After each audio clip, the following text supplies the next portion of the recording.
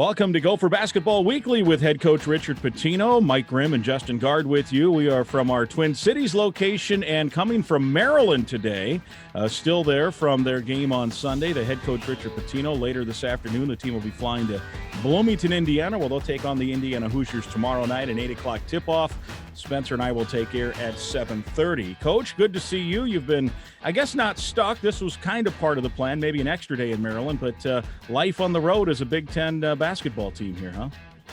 Yeah, we normally would have gone home after Sunday, but in order to get one less charter and save some money, we decided to stay here.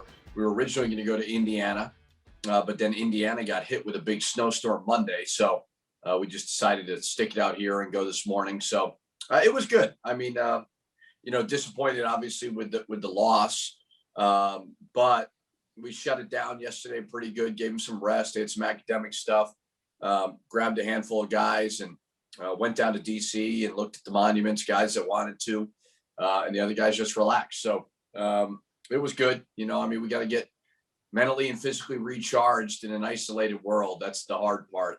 That's the unique challenge of what all coaches are dealing with right now, especially on the road. So, excited to get back to work today once we get to Indiana. How do you sum up the Maryland game? We're obviously going to talk about Purdue as well. Know that Liam doesn't really play because of his ankle. As you went back and watched that yesterday, I assume you spent a lot of time on it. What was kind of the summation that maybe you didn't know on game day, or maybe you just confirmed what you thought you saw live? Yeah, it's funny. I was talking to Liam yesterday, and I'm like, every kid does this. Jordan Murphy got me worse than anyone 2 years ago when we were playing Michigan State, and he had hurt his back versus Louisville, and he kept saying to me, "I'm fine, coach. I'm fine. I'm fine." I'm like, okay, well, he's fine. He's a tough kid. And all of a sudden the game starts, he can't move. And I'm like, yeah, he's not fine. Well, the same thing was with Liam. Like, I understand your intentions are great, but if you're really, really hurting, you got to let us know. And we got to be able to kind of change up what we're doing. With Liam out, we're clearly not as good of a basketball team with Liam out. He's 13 points a game. He's the leading shot blocker in the league. He was really ineffective because his ankle was hurting so bad. He got beat on some pick and rolls that he normally never gets beat on. He missed 3 block shots that he normally could block. When you take that out, you better be able to hit a lot of shots, which we certainly did not do because Eric is not necessarily a pure low post threat. Sam probably could score down there a little bit better, but they were playing small, so it was hard to defensively do some things. So our defense just has not traveled on the road when we've gone cold. And unfortunately, with Liam out, there's going to be times you're not going to be able to score as well as you normally can because we run a lot of stuff to get him the ball on the block. You have to be able to defend. And that's pretty much it. And that's been, and I think you got to give Maryland credit too. We've lost 8 games. All 8 are NCAA tournament teams. Well, 7 because we lost to Maryland twice, in my opinion. Maryland's going to go on a run. They're a talented team. So give the opponent credit, but also understand that, hopefully we get Liam healthy. Hopefully our defense can be better, especially at the start, because, we just we got a little bit deflated, very similar to the Maryland game at home, to be honest. When you think about Liam as well, and I'm clearly not a doctor, but I've always heard that when you have if you play some and then you have to sit, then it gets worse. And he got, he played the 4.5 minutes and all of a sudden 2 fouls, and he sits for 15 minutes of game time. And that's probably 25 or 30 minutes of actual time. And I wonder if that also maybe set him back a bit, because then he goes back in after sitting for all that time, and that ankle is probably, stiff to the board. Of course. No, that's exactly everything wrong that could have gone wrong with Liam went wrong. And, maybe he got in foul trouble because of, just being a little bit out of position with his, he had his second foul. He jumps on Galen Smith, who's an undersized big. And I'm like, Liam, you don't need to jump. Just stand there and wall up. But yes, that's exactly what happens. Not to mention he's a 7-footer. He's carrying more weight on that ankle than a guard maybe. So injuries are part of the game. That's why you have a team. You need other guys to step up. And do you think, and you mentioned you want him to be honest with you. I mean, what does it look like? Maybe, here we are a day before the next game. I mean, how is your plan with him, and, how are you game planning? We'll evaluate. Obviously he's got another day of rehab, and, I can't imagine he'll do too much in practice. And I know it sounds stupid, but travel sometimes can mess up your injuries as well. So we'll see kind of once we get to Indiana, how he feels and how he looks, and go from there. But they got one of the best bigs in the league. So we sure would like for Liam to be healthy, but also understand that we want him to be healthy. So you mentioned that you've basically shut it down yesterday, did a bunch of academics, went down to check out the monuments, which we can talk about in a little bit. But so what do you do today then? You fly over there. How do you guys, handle practice and things like that, going to different buildings? You're going to be able to get into a gym over there. I'm sure COVID protocols are tight as ever. I mean, is there a different layer of things you have to go through when you're on the road, but still wanting to practice and get some work in? Yeah. We're going to go practice over in their gym, and, Indiana was nice enough to let us use their gym, but, you always got to be careful when you're practicing somebody else's gym. The cameras everywhere. Not to say that Indiana would be watching, but, we need to get over there and just have a good, good quick practice. Obviously Bloomington's a small town, so it's not crazy challenging with what we've got set up. We're not doing a whole lot. That's been the hard part of this whole thing, is like, we got to get them out of the hotel. We got to take them out to dinner. We got to do other things. And there's just only so much you can do, so we got to get, like I told our guys yesterday, like I want yesterday to be a huge mental recovery day, to get your minds fresh, get you to still believe in it, get you to still be excited. I mean, we've got 6 games left. I believe 4 of the 6 are quad 1 win opportunities. At Indiana would be one, Illinois would be one, Northwestern Nebraska would not, at Penn State and Rutgers would. You can change your season, and we're still in the hunt, which is great. You always try to get your guys focused on, like, because momentum is such a big deal, right? If we had beaten Ohio State, Michigan, Iowa, and Michigan State in February, the place would be going crazy, right? Like, you can't think that way. Like, it's a whole body of work. We've got 5 ranked wins. I think that's tied for most in the history of the program. We're in the hunt for our 12th NCAA tournament bid. Let's go. Let's go have fun with it. Let's embrace it. And just understand, like, what gives us a chance to win offensively and defensively and rebound the ball. Are you a believer, and maybe in February, you guys have been around each other enough in a pandemic time, but that sometimes teams, if they're on the road for 3 or 4 days, I know Bob Motzko talked about the hockey team, their first road trip. He felt like that was important. They got away, they hung out together, and I don't know how much hanging out you got the monuments. Are you a believer that maybe that can help too, that just you're away from everything and you're together and trying to bond or any of that, or is that all just coach speak or announcer? I think we're past that. I think we've been bonding for so long. You know what I mean? It's been I feel like we've been isolated in a hotel together for months. This is not normal. Like, yes, I would say normal times, getting away from everybody's great, but we're away from everybody all the time. I mean, we're not around anybody else. I mean, I'm legitimately around my family, maybe a couple of close friends, and that's it. And then my team. So yeah, in a normal time, getting on the road sometimes can be great. Now when you're 0-7 though on the road, that's not a great place to be. Well, and as you mentioned, you'd like to go out to take the team out to dinner. Maybe you did get to go to the monuments, but even that probably is a little, off center than usual, right? You're worried that hey, don't get around anybody close. You got a season to finish up here. I'm sure you were masked up, all those things. It all, I suppose, factors into just this bizarreness of what's going on. Exactly right. Yeah. I mean, it was good to get out of the hotel. It's not as cold here as it is there. And so just to go for a walk was great. And, the guys that did come, and I made it optional. Like, there's some guys that played a lot, wanted to rest, but the guys, I'm a history major, and I was being the nerdy coach who was asking them all types of questions, and quizzing them. We didn't get to go into any of the buildings. Like, I didn't want to do any of that. We didn't have a lot of time.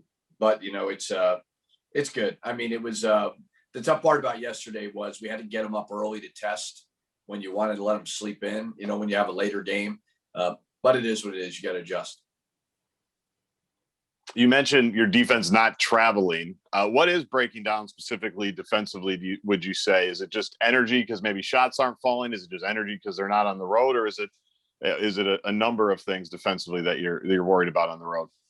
Yeah, well, you took our best low post defender out, basically because he was hurt. We got to be better on the ball. We're not great on the ball. And that's not just the guards. That's, when you play Maryland, like they're going to drive you from 5 spots, and we were getting beat there. Sense of urgency in the second half was great. They only scored 27 points, but in that first half, like we were ready to go. Like we were excited. I think we understood, the magnitude of the game, but just couldn't hit shots. And it just, the life took out of us. And, where are your easy buckets? They're down low. And we couldn't get anything going with Liam. And then Brandon was getting around there, but missing them. We need to get to the foul line. But, it's just a matter of fighting through it. It's, can you go win a game in the 50s or the low 60s? We have not been able to do that. And that's been the disappointing part. Like we've been able to, it's really weird because there are no home courts. So like, how could there be such a difference at home versus the road? I can't quite understand because it felt like a neutral site game. There was legitimately like 15 people in the stands versus Maryland. So something's weird about it. I don't know. But I do know that our defense, I don't care where we're playing, it's got to be better. Well, and the old line is, you get to sleep in your own bed. I'm always saying, look, the team staying at Marriott's and Hilton's, the beds are better there than they are in those dorm rooms. Those guys, look, those watching on Zoom, it's a beautiful bed you've got right behind you there. Well, the only thing is they don't have roommates when they're back home. So, they would always prefer their own room, just like we all would. So, that's the only tough part about it. Certainly being at home is better, but if there's a year to win some road games, this is the year because there's no fans. So we've got Penn State, we've got Indiana tomorrow, and Nebraska I assume would be added. So we got to take advantage of those. But obviously Indiana's right in front of us, and that's another team fighting for an NCAA tournament bid. Before we take the break, are you breaking news that Nebraska? Did you say it will be added or it has been added? I'm assuming it'll be added.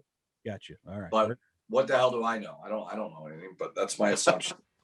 All right. Well, very good. We'll take our first break and we'll have more. Stay with us. Sunbelt Business Advisors sponsors Gopher Basketball Weekly with Richard Pitino. Onward for Business, presented by Sunbelt Business Advisors, wants to be on your team when you buy or sell a business. Onward for Business. It's the one-stop shop for buying or selling your business and for payroll, insurance, bookkeeping, and more.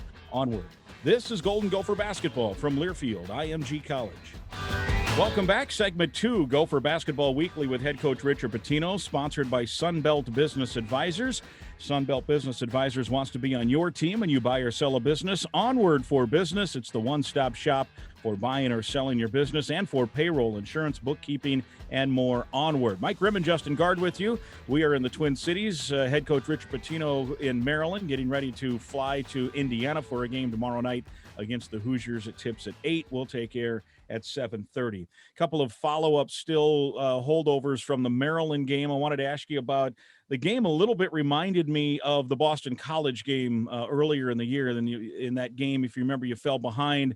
And then those 3 guys, Trey Williams, who else was it? Jamal Mashburn. Jamal Mashburn. And Isaiah Enan all came off the bench. You scored 15 straight. You rallied. Those 3 guys led a rally again. It wasn't quite enough to overcome Maryland, but getting that out of those 3 guys and hoping that it can continue forward, how important is that? Yeah, it was a great comeback. They hit a tough 3 to cut it to 9. We'd play good defense and they shoot a bomb, with Jay right there who's scared to foul. That was a bit of a backbreaker. But we kept telling them to be poised, be patient. It's a 40-minute game, but you got to get stops in order to do that. And if you get out on the break, you got a chance. But yeah, anytime you have a freshman and 2 sophomores performing in this league well, it's exciting because that is the key to building a program is can you give those young guys experiences to where they can grow old? We've kind of went about it differently this year than I would necessarily like to do it. But, you know, you got some unusual times right now. And obviously with losing Daniel early with the Liam factor, that was big. But you want to be able to play your young guys and groom them and grow them so that they are ready, you know, when that baton is passed.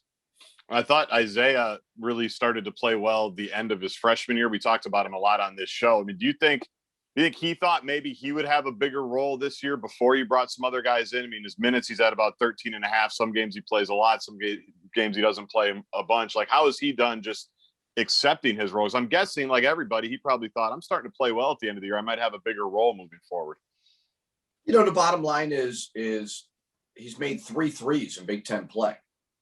I mean, okay, so, and again, like, you got to do something else offensively because I don't know the exact percentage, but it's a majority of his shots are from 3. Yeah. And he's not getting to the free throw line. He's not shooting a lot of 2s. So if you're going to be that one-dimensional, you better be making those 3s. And he's not. And we've talked about it. He understands it, you know, like, but then you better be offensive rebounding like he was doing, playing good defense, getting deflections, blocking shots. Like, that's the next step for Isaiah, is almost looking at a Gabe Kalsher, because he was playing good defense. But, like, will you do the other 95% when you go 3 for something from the big, you know, in the Big Ten? You know, so a lot of it's been making shots with him. And also Brandon Johnson has a lot to do with it as well. I mean, right. Oh, Booth got you. I mean, Booth only played 3 minutes last game, and we were looking at the monuments, and I'm like, man, you can't. Kind of a cool backdrop to, like, talk to one of your players, by the way, but like a life talk. Yeah. Like out of a movie, you know, the life talk, but like sometimes it has something to do with your teammate. Like Trey was playing well, you know, I mean, was scoring the basketball.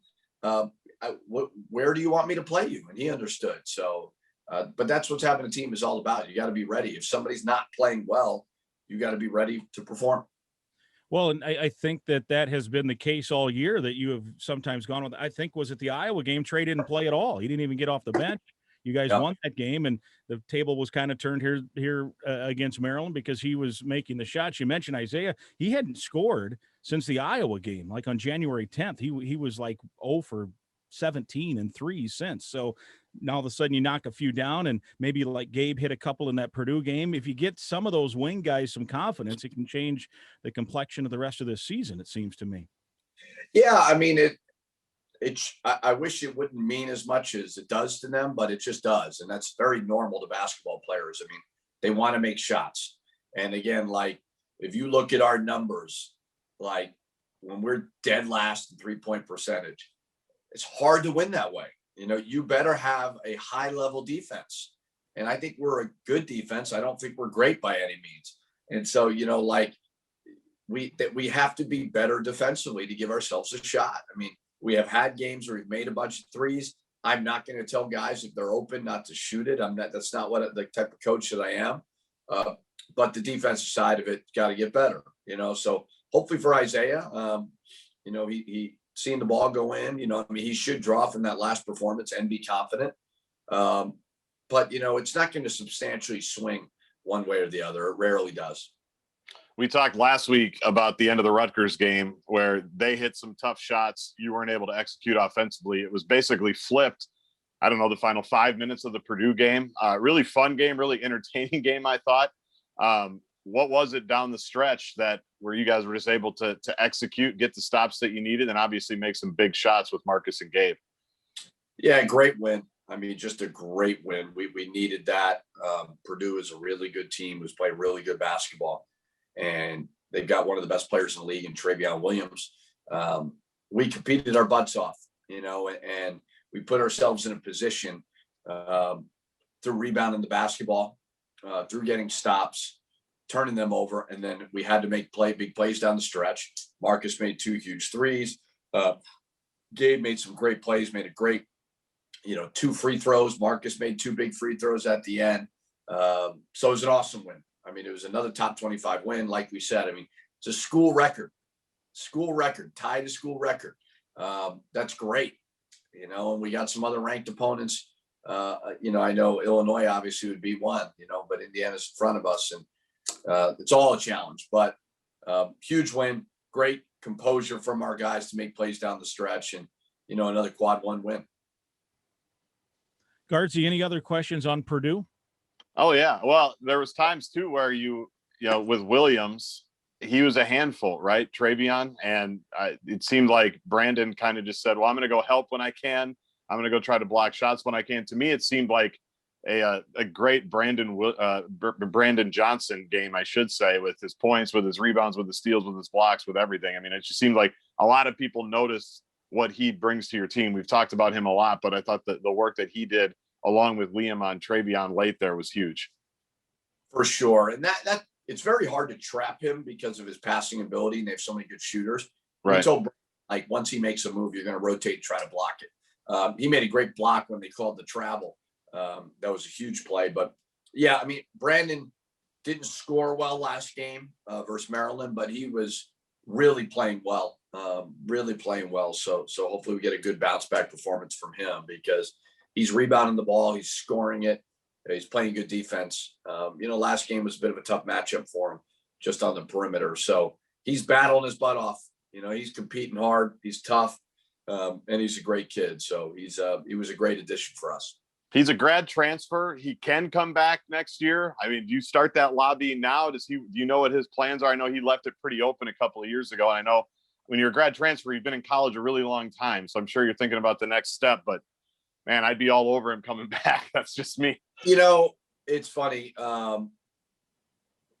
Coaching in a pandemic has been the greatest challenge of my young life. And I would say if you asked any coach, they'd say that. And this year has been so unique. And it's just been really challenging. But building a roster during a pandemic is a lot more challenging than coaching through this.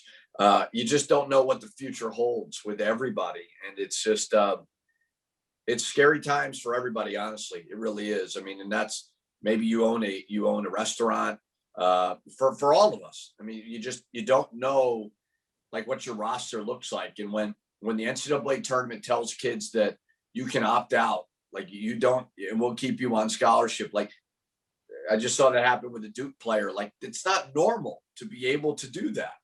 We had that. You can come back. You don't have to come back. The transfer rule may change. Like, there's just so much uncertainty. So you try very, very hard to build a relationship with these guys during the year so that when it is time to have those conversations, they can trust you. But there's a lot of volatility right now throughout college sports and throughout the world, really, where you just don't know. But we'd love to have them all back. We really would. The problem with college kids is that I'm not so sure they think that way. I remember when I was in college, I'm like, God, I can't wait to make some money and do the next step. Right. So right. Now I wish I was back in college. So we'll have that conversation with them.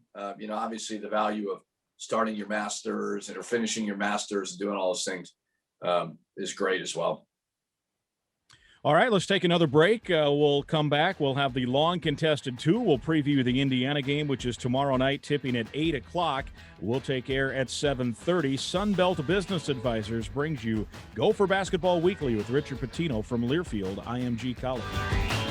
Welcome back. It's Gopher Basketball Weekly with head coach Richard Pitino, sponsored by Sunbelt Business Advisors. Onward for business. Grimm and Gaard with you. Richard Pitino with us as well. He is at Maryland still, getting ready to go to Indiana for the game tomorrow night. And segment 3 always means it's the long contested 2 with Justin Gaard and Richard Pitino. So, JG, the floor is yours. Yeah, I'm very jealous because Grimmer knows this. I'm one of, when Maryland and Rutgers joined the Big Ten, obviously – geographically, it makes no sense. We know why they did it. I don't need you to comment on that and get yourself in trouble. But for me, I loved it because, you got New York over there. You can go kind of check that out when you visit Piscataway and the monuments and everything that DC is about.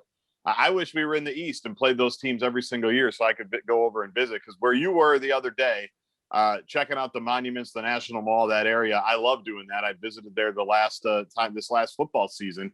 What's it mean to you? Why do you like going there? What do you think about when you go there? Which ones did you check out this time around? Yeah, I love it. I love DC. I think it is the coolest city in the world. I hate the traffic. so Yeah. there wasn't as much traffic because of COVID, which I guess is a good thing, but we were just kind of wrestling with mentally what to do with our guys, because, you're isolated in your hotel. We had to get up really early for testing. We had some invalids where guys had to sit around a lot longer than they had to, so we just wanted to get morale up a little bit, but also some guys needed to rest to get off their feet.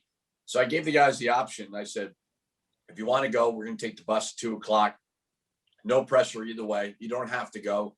So Gabe, Martise, Booth, we went down. It was a small group of us, and I love it because I love history. I mean, I love history.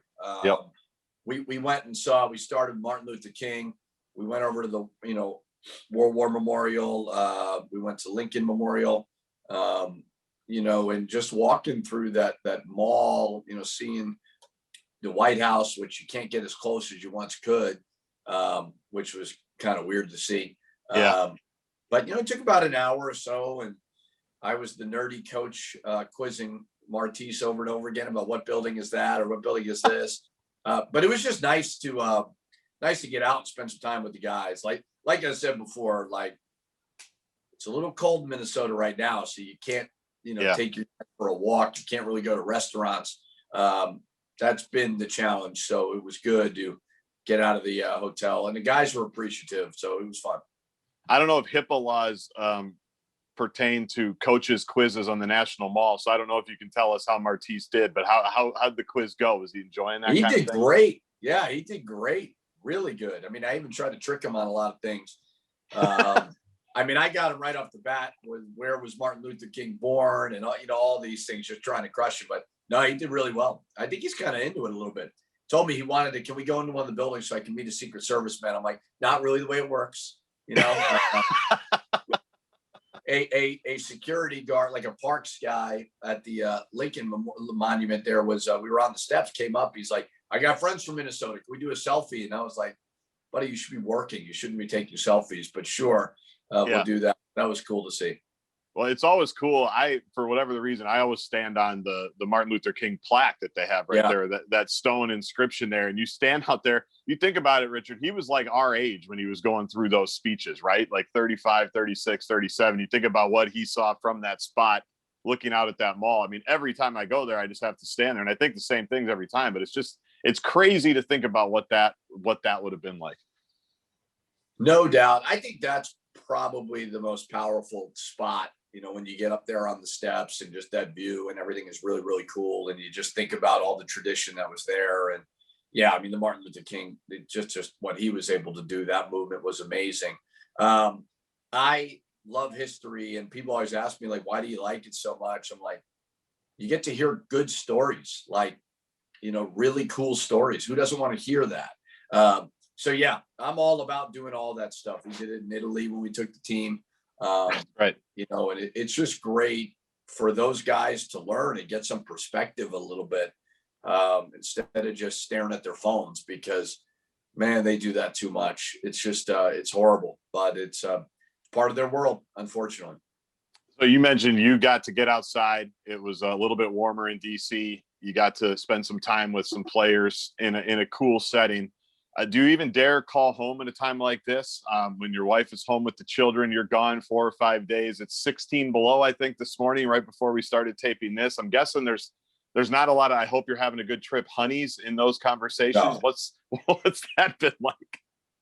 No, we got together with some friends, and she Jill, and a friend's wife were talking, because both of their husbands were leaving, and I'm just looking at both of them like, at some point you're going to be quiet, because I'm going to coach at Maryland and at Indiana, fighting for our lives, trying to make an NCAA tournament.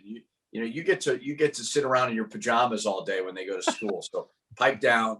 But no, you're not getting any sympathy, which is, I will say, I get, I mean, that when those kids get off the bus, I think I would take coaching at Indiana versus them just bearing down on you walking into the house. So no, these long trips are no good for the wives. I feel bad for them.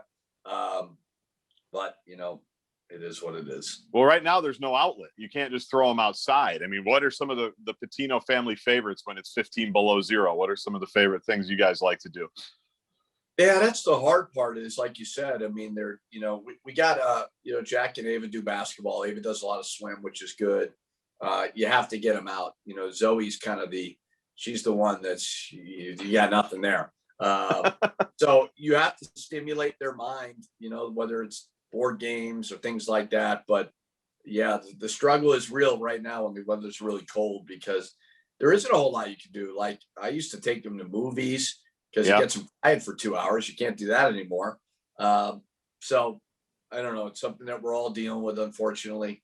They haven't even been to a game, one of my games, which is crazy because Ava's had basketball, or it's been just a weeknight where it's been late. And it's just so, normally Joe gets a babysitter, but we've tried to keep all people out of the house just for COVID purposes so we can get to the finish line here. So it's been very, very unique, to say the least. Grimmer, anything you want to add? Any tips you have for people when it's 15 below zero on how to enjoy the hashtag Bold North in one Minnesota? No, but it does remind me of one of the all-time great 2 or 3 minute stretches of Gopher Basketball Weekly with Richard Pitino a handful of years ago, when I was asking the coach about, does it help in recruiting that, you get these major events on campus and the Vikings are playing the Seahawks this weekend and you're going to see the stadium and the campus and the cutaways. And he said, it's going to be 30 below. I don't think it's going to help recruiting. No. And we had, we got a nice, about a month run out of that, about that little segment. You would text me and say, yeah, great for recruiting. The lakes are frozen over. And, so that reminded me of that. But I do have a follow-up, when you're on a trip like this and you can't do much. I heard Bob Motzko the other day say that when they're on the road trip, their guys play a lot of cards. I think that's a hockey thing and a baseball thing generally. And I was even asked Paul Rovnak, because he's on the trip, the sports information communications guy. Did some of these guys pack video games or card games, or what are some ways? Obviously they're taking online classes, so that takes some of the thing. But what do you do to pass your time on a 5-day road trip in the middle of a pandemic? Cards is definitely a hockey thing, I've learned. That's a big kind of hockey deal. No, you see a lot of this with our guys staring down at the phones. It's hard with the video game deal because sometimes the inputs on the TVs don't work to set them up. I know I've heard that from time to time. So like I said before, like, do I want them all congregating in the same room, like without masks on? I don't. So like we have a eating room where we have a table that's, I don't know, might be 50 yards long, where everybody's got to be spaced out. So I don't want to break any of the rules. I get scared about that. Right. But yeah, I think they get together and watch games, on the TV and stuff. But our guys are much more play video games, watch basketball games on the TV. They watch a lot of YouTube stuff on their phones, but other than that, it's just staying safe right now is a huge part of what we're trying to do. And play some defense would be nice as well. My son's college age as well. He watches people on YouTube play video games now. That's the thing. Like, I ask him, and they commentate while they're playing. And the one guy, it's like these 3 people are playing. It's 2 guys and a woman, and I can hear him in the other room, and he's giggling, and they're commenting. They get 800,000 views a day on their video. Oh yeah, it's a business, man. Crazy. It's a business. So I can't understand any of it. Like there's a lot of people that I follow on Instagram.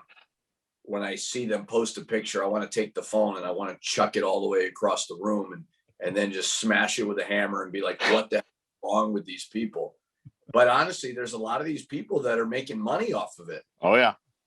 They have no shame. But I get it.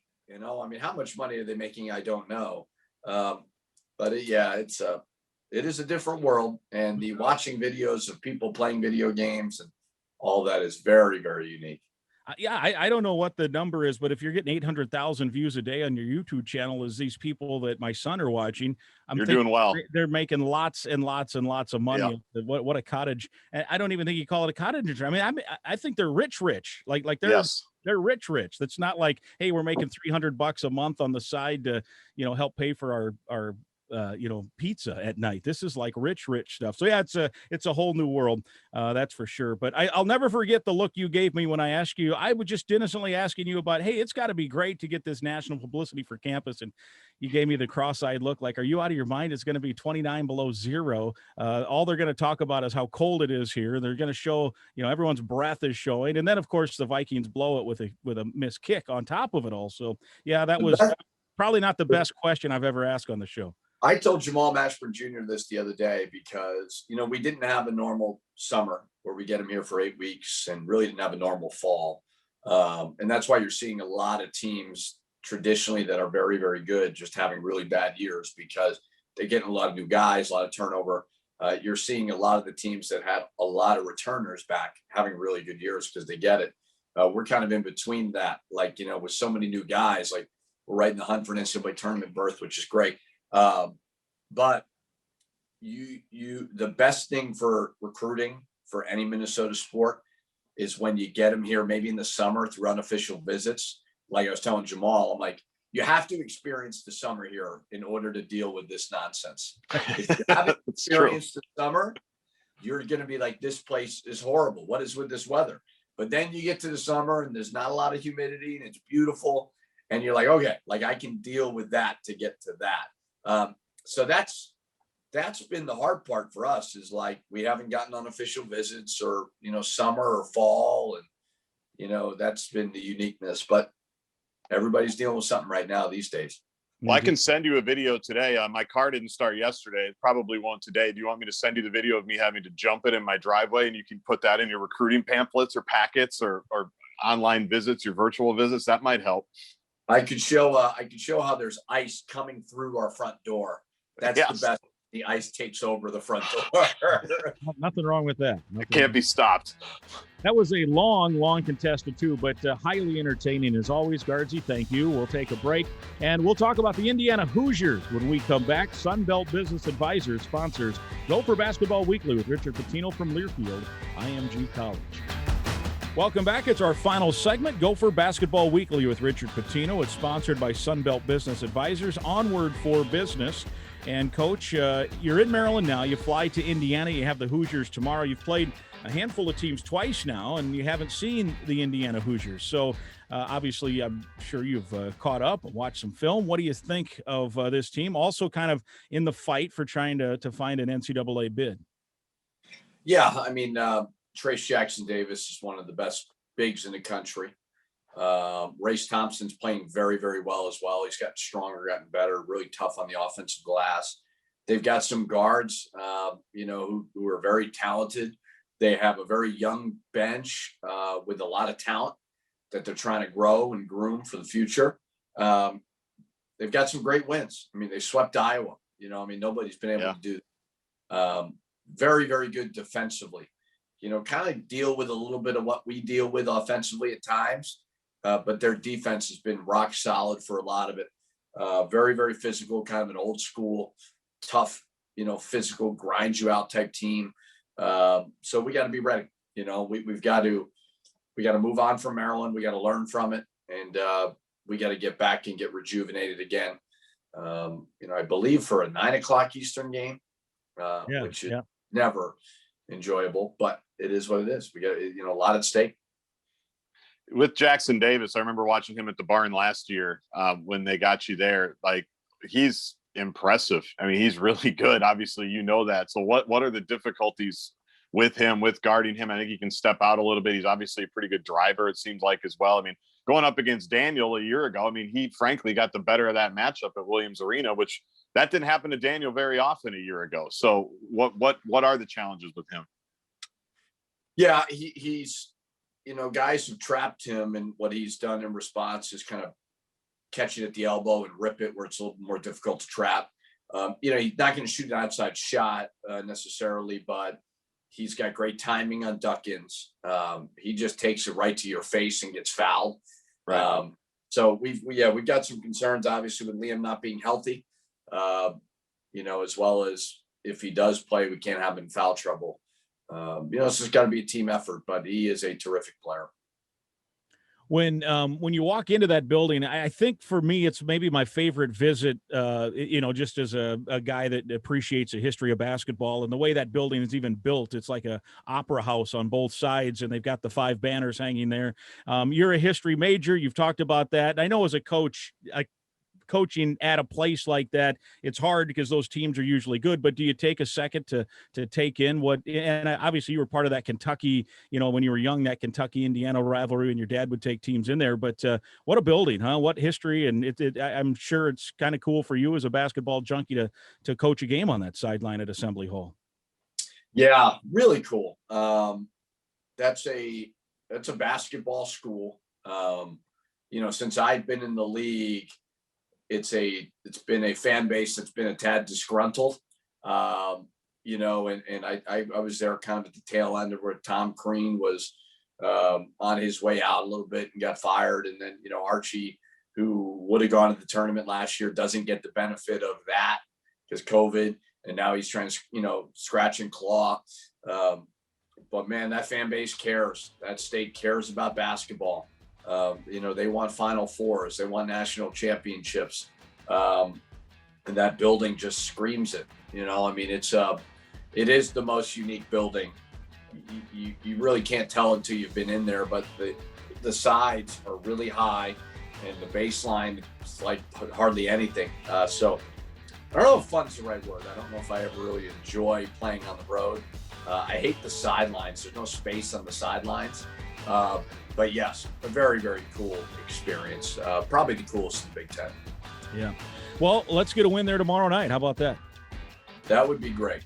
That would be good for all of us on the Zoom, as well as the team, as well as our wives and families and so on. So, they say winning doesn't make you happy, but I think this would make me happy. Yeah, it would make everybody happy. Not to put any pressure on you, but everyone would be a little bit happier you get that win tomorrow night. Good to see you. That's the goal. Thank you. Good to see you. All right. He is the head coach, Richard Pitino. Guardsy, good to see you. We'll see you next week. Thanks, Grimmer. You too, man. All right. Very good. That is it. That is Gopher Basketball Weekly with Richard Pitino from Learfield IMG College.